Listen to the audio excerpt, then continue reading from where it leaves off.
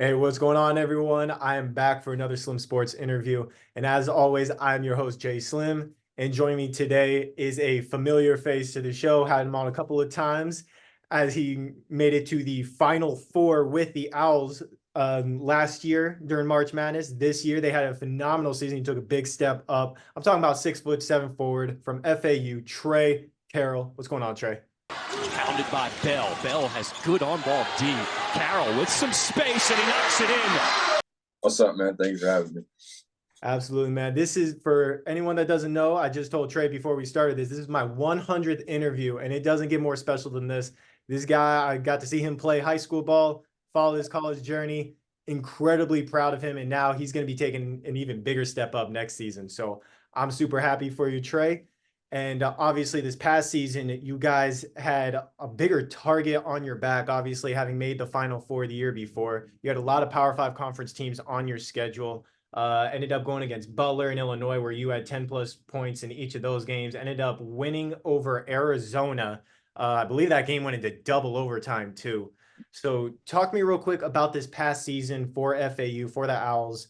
What was the biggest difference as far as, kind of being looked at more as one of those top tier teams? Definitely like getting everyone's best night. Like we had teams like called Bryant, like they beat us this year when we beat them last year, but they just gave us one heck of a fight because this is like every team's Super Bowl because like you said, last year we went to the Final Four. So it's like all these teams are like trying to prove, oh, they're not that good. Watch us beat them, or like they're soft, they're not as tough as they say they are. So it's like they're gonna give their like 110% against us. But if we were playing the way we know we can play, then we were beating them every time. But of course, when we play down to their level, it's like, all right, FU's not as good as they say they are. But it's just when we play down to their level, it's like, yeah, we're not as good as we are because we're playing to your level. But once we play to our level, you don't stand a chance. Yeah, absolutely. And that's why you guys were able to get that big win over Arizona. Had a couple more Power Five conference wins during the season. Like I mentioned, you guys made it to the Final Four, obviously, target on your back, like we were just talking about. How did your team respond? Your teammates, obviously, you guys were led by the big three, as a lot of FAU fans called them, and John L. Davis, Big Vlad, and then Elijah Martin. How did you guys all as a unit step up this season, knowing that those teams are going to give you their best night every single game? Um, Honestly, just playing your role. Honestly, like doing what you do best. Like if it's rebounding, playing defense, finding the open man, whatever you do best, just putting each person like what they do best because everybody does something better than everybody. Like so we put that together as a team, and it's like this team is like a very complete team. Like they don't care who gets the shot, they don't care who gets the stat. They just want to win. And I think that was the biggest thing for us. I mean, even if you look at a team, UConn, they were the most complete basketball team in the country. And I was saying it like, I think when conference play our conference tournament came around, like nobody was beating them like at all. And it was just because they just didn't care who got who made the shot or just who got the a flashy assist or who got the block. They just wanted to win. So like imagine every team playing like that.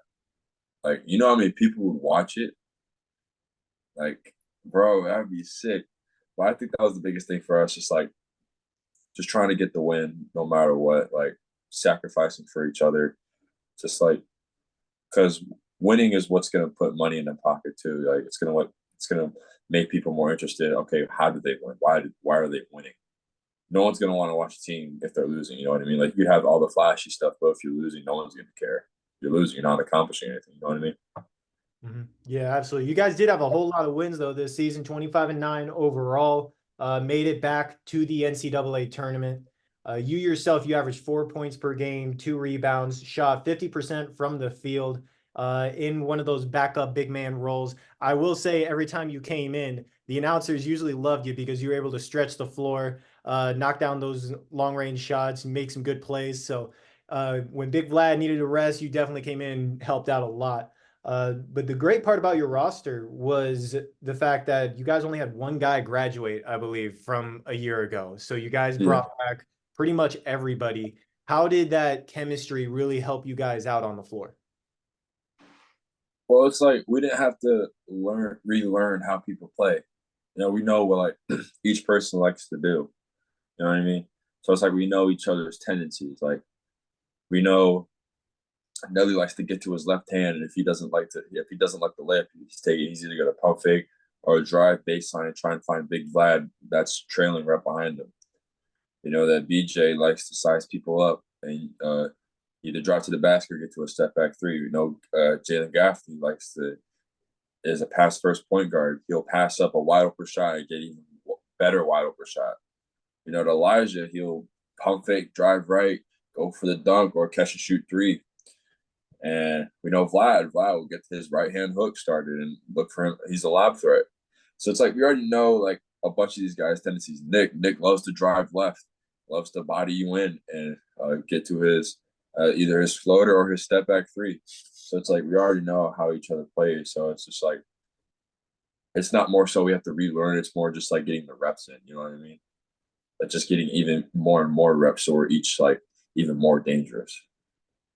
Yeah, absolutely. I mean, you had a lot of great talent. Obviously, a lot of them entered the transfer portal now that Dusty May is heading off to Michigan. We'll get into that here in a sec. But you talked about all of their games. I want to talk about your game real quick. I mentioned it before how you were that stretch big man for them. You were able to knock down those open shots. Were able to kind of body some people down low too. I saw that against Butler in Illinois. You had a nice little hook shot here and there too, just like Big Vlad. I think you learned that from him. How would you describe your game that made you so effective for your team when you were on the court? How did you utilize your abilities? I'm not a five. I will say that I ain't no five. I've only played the five this year because one of our guys went down with injury. But I'm really a 3 through 4. Like I'm not a five. Like my game, I play at my own pace. I definitely try to get to the basket more. I like to play.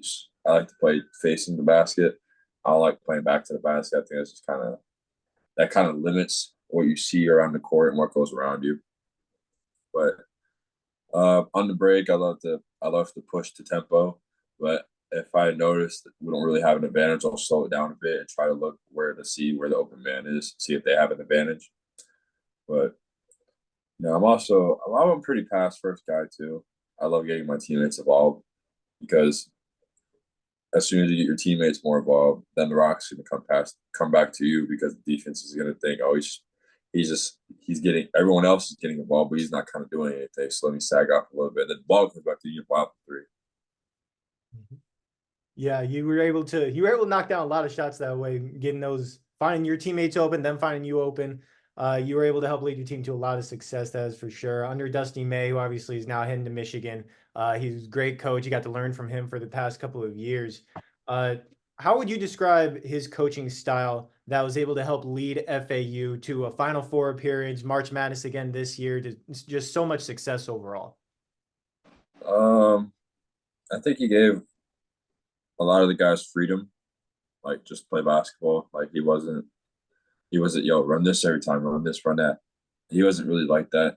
Um, he wanted he wanted he wanted to win as much as us, which I think is really good. He wasn't just trying to, you know, coach per se. Like he's been like, you need to do this, you need to do that. Now he was like, whatever we can do to win, fellas. Like we got to get the win.